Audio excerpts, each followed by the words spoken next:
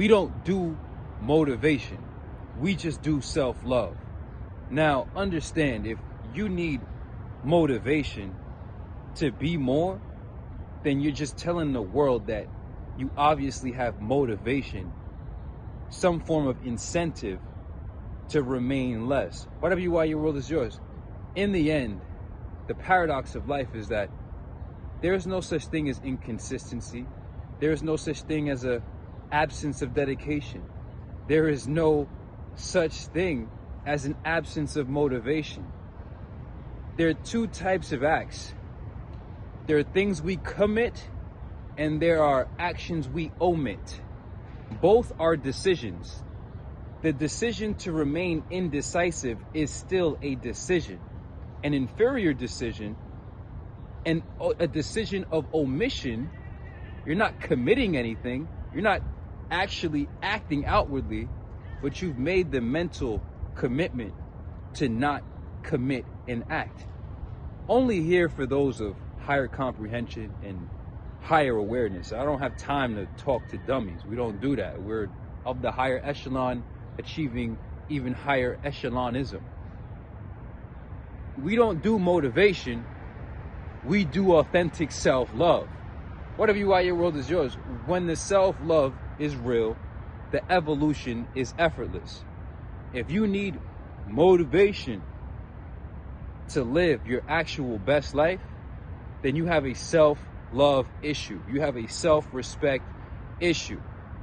Now, how do we sort this out? You need to establish a level of clarity between yourself and your mortality. Now, I've heard other people say the same thing. I've had the same sentiment. The reason that I've gotten into this frequency, people ask me all the time, is that back in 2019, October 31st, Halloween 2019, I went out with the homies. I woke up on November 1st, hungover as a motherfucker, probably 1 hour of sleep, went to work at Little Skips, got there at like noon or some shit, drunk, hungover, fucked up. I get the news that my grandmother died. So on November 1st, or October 31st, Halloween into November 1st, that was my last time drinking. I woke up the next day, my grandmother is dead. There are certain key players in your life, characters that you were born into your existence with, your game, your simulation, that you take for granted. They were there when you got here, and you almost expected them to be here forever. And when you realize certain characters in your life movie will never be seen again, heard from again, it makes you reflect on the time that's coming for everybody. Everybody that you see, everybody who has the capacity to watch this video right now will be dead, will die. So it's not a matter of if, it's a matter of definitely when. So your time is finite. Not only did my grandmother pass away, and I've been sober ever since Halloween 2019, so recently that's been 4 years straight. Then Kobe Bryant died. Kobe Bryant is not a particular family member, but he's a household name. And a household name like Kobe Bryant suddenly dying, you're like, what the fuck? Like, Kobe Bryant's not supposed to die. That's just not a thing, right? Like, you know what I mean? Then it's 2020. Pop Smoke is on the rise. He's one of my favorite rappers, if not my favorite artist at the time. Still one of my favorite artists. R.I.P. Pop Smoke, you know what I'm saying? He dies. I'm like, what the fuck? This is all in like a 2-month span. COVID is on the loom. Everybody's hearing about it. It ain't hit until March. We're still in February.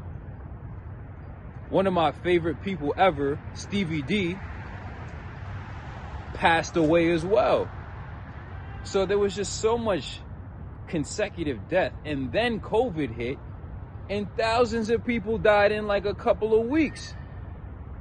So when I say meditate on your mortality, I even have this song called Fade Away that I never dropped, that I made when my grandmother passed away. I saw the timeline of existence.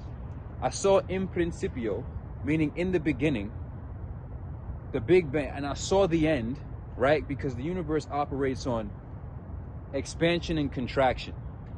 So the Big Bang is the initial impulse to expansion, And then there will be a certain point where the expansion reaches its apex, and then the universe will contract and it will fold upon itself. That's the nature of life and death. It's like if I take a breath, that's expansion into fullness, and that's contraction down to deflation, back down to baseline. And that's how life works. Pulses, rhythms, ups and downs. Anyway, when my grandmother passed away, I had a dream. A literal, like when I was in a sleep state dream, or a REM sleep cycle dream, a vision, where I saw the timeline.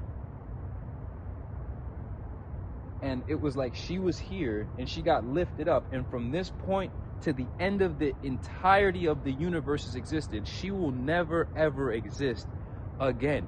And that is the case for every single last person you see. Now let's get you back into your body, into your mind. That is the case for you as well. You ask me, what the fuck? It's a self-love and a self-respect thing. Once you meditate on your mortality, you realize that you are somewhere you will not be. As someone you will not be. Seeing, smelling, tasting things you will not see, smell, or taste, or hear. The beautiful sound of music, the subtleties of life, the opportunity to be in existence. I'm even a person who has contemplated suicide, and I'm not like none of you bitches. I don't think about doing shit. I will do this shit. But I realize in the state of depression that would put an individual in a position to contemplate removing themselves from the greatest blessing that they never earned, that you never deserve. So when they say God's grace, they say God's grace, God's grace. What is grace?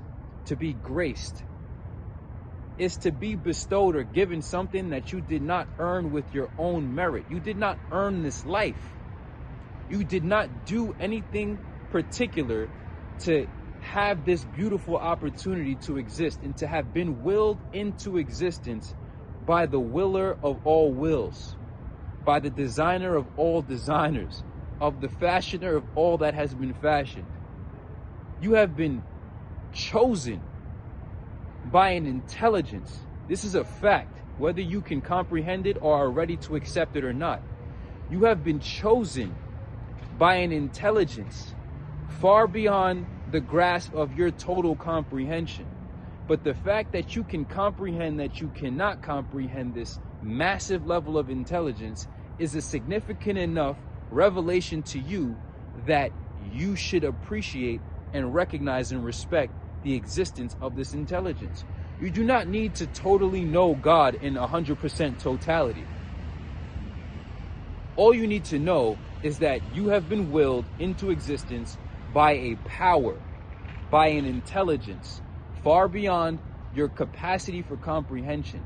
But the fact that you can tinker with the idea and realize you can't even fully comprehend it in its immensity, but you can grasp a sliver of a consciousness of it, is a blessing in and of itself. Now, once you have gratitude, you realize all the shit that you think are problems are not fucking problems. And you're letting fear keep you in your place. You're letting fear keep you in your place. And you will die. So you will have a moment in passing. People think Judgment Day, this, that, and the fourth, Day of Reckoning. On your passing out of this window that you have been blessed to exist in, called time-space, the time-space continuum, you will have to reflect, because you will lose it all, everything. And you will have to ask yourself, as you're now losing this one thing, the only thing you had, which was life. You think you own this, you own that, you don't own shit. Even the grandest billionaire is going to die empty-handed. This is why Alexander the Great said, bury me with my hands above the earth, just to let the people know I couldn't take none of this shit with me. That doesn't mean be unambitious. That doesn't mean be an individual who loafs and be unproductive. What's the point? What's the point? The point is to contribute as much value while you're here before you go. to contribute and create as much value for other people for the future, to plant trees that you may never see the fruits come to fruition from, to plant trees that other people will be able to sit in the shade. It's not about you, right? Once you get beyond living for your basic little creature self, like, what is that? You just living for another meal? You living for another gland rub? Or you just want a fucking sexual gratification? What are you living for? What the fuck are you alive for? So that brings me back to the point where I'm an individual who is contemplating at the time removing myself, and I'm like, why would I let this world or these people get me in such a low state of gratitude, of being ungrateful, to the point where I remove myself from this existence, that none of these individuals, no man created this. So I will never let another human, another person, take me out of my state of gratitude for having been willed into existence by that intelligence which is beyond all of our comprehension. That is a fact. You have been chosen. So as I'm contemplating the situation, contemplating removing myself from the situation, it's like, listen, I chose to be here on purpose. So when people think about living for a purpose or what's your purpose, a lot of you are alive by compulsion. Two people had sex and now you're here. And you're afraid to not be here, but you're definitely going to not be here. So you're dying slowly with your eyes open, right? So now we have to get down into it. An individual who is here on purpose, what are you living for? So we get back to the root of it all. Motivation, we don't need it. Self-love, self-respect, gratitude, truly, not just some bullshit affirmations and sitting back and kumbaya circle bullshit. Truly with the deepest level of comprehension for oneself, one's existence, and truly reflecting on the fact that, like I said, you are somewhere you will not be. Seeing something you will not see. As someone and something that you will not be. So that level of gratitude puts you in a frequency of maximizing your experiential potential, if you're smart enough.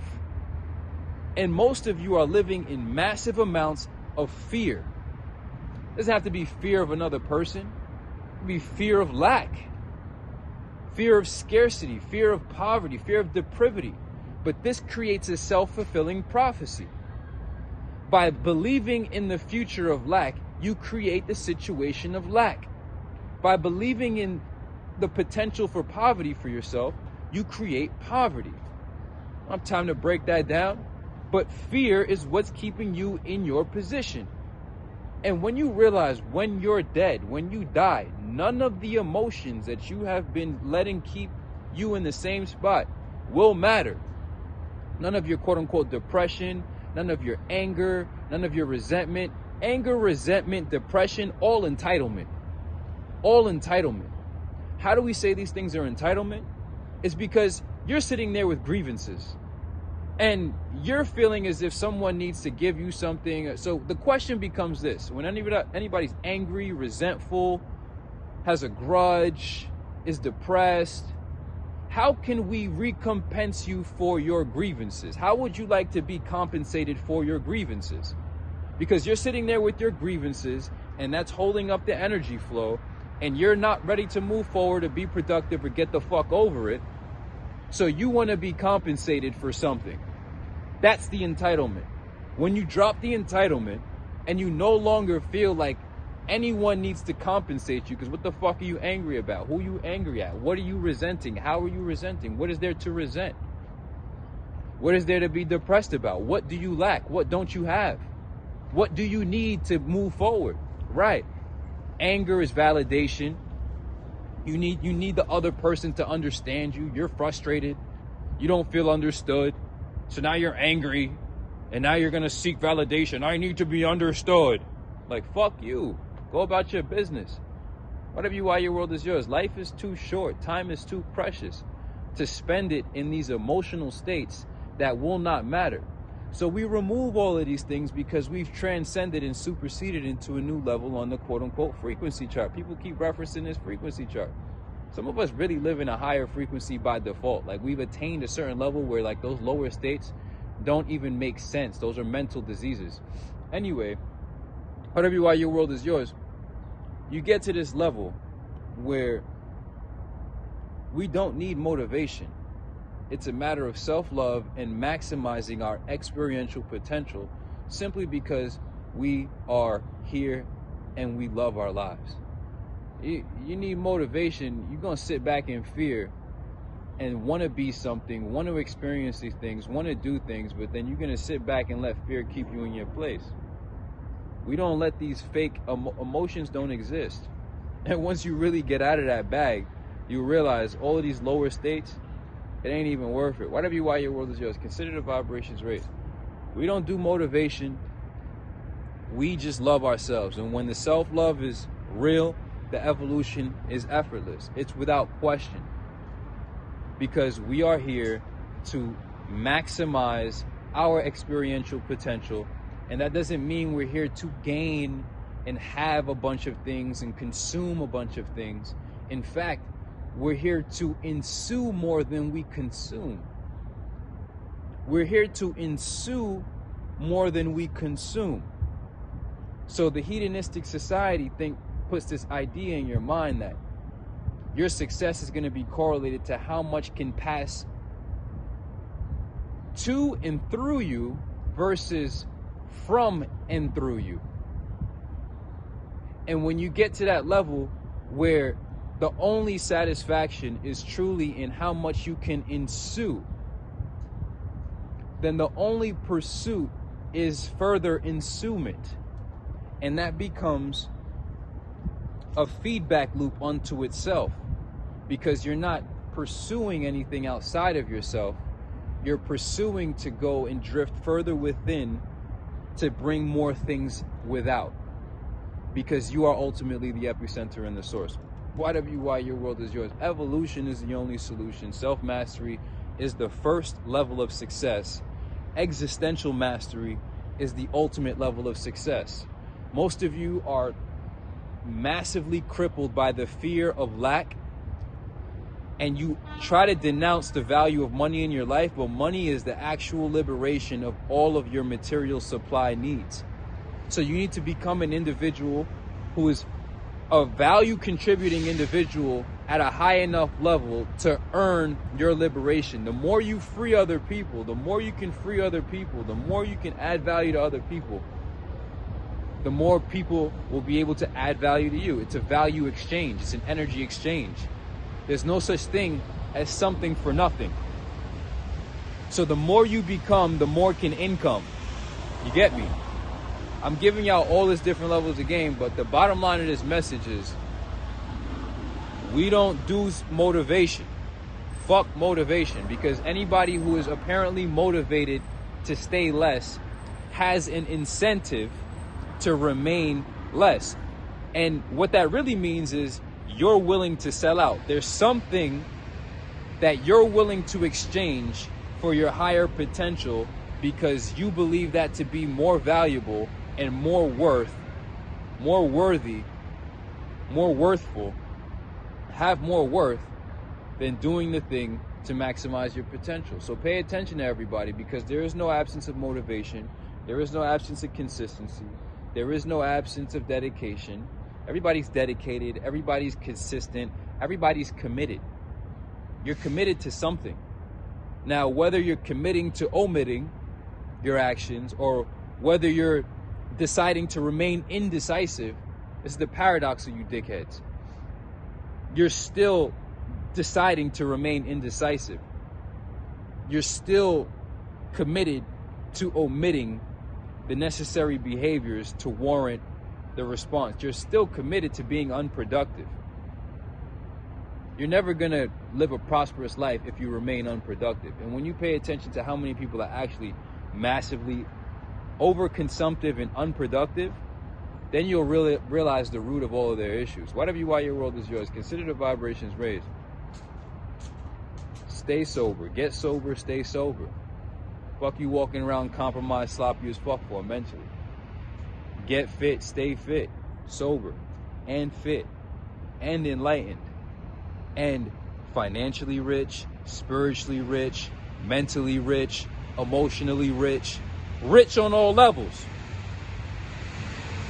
Rich on all levels. Because what they will always say is, I'm rich in spirit. No, the fuck you're not, first off. And we're rich in all of it. You're rich in spirit. We rich in bank. We rich in mind. We rich in heart. We rich in spirit. We just rich. You capping. RWI, consider vibration. I'm not going to drag this one out. Motivation, don't need it. Because we have gratitude.